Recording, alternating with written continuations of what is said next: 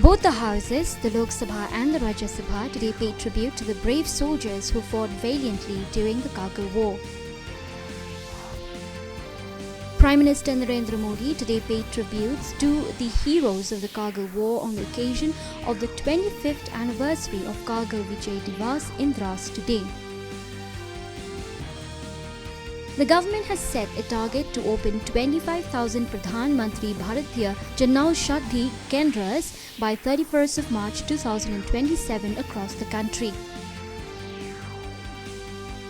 To eliminate sickle cell disease in the country, the government has set a target to screen 7 crore people in the age group of 0 to 40 years by the next year. As many as 36 Sri Lankan students have been selected to study Hindi in India, availing scholarship from the Government of India.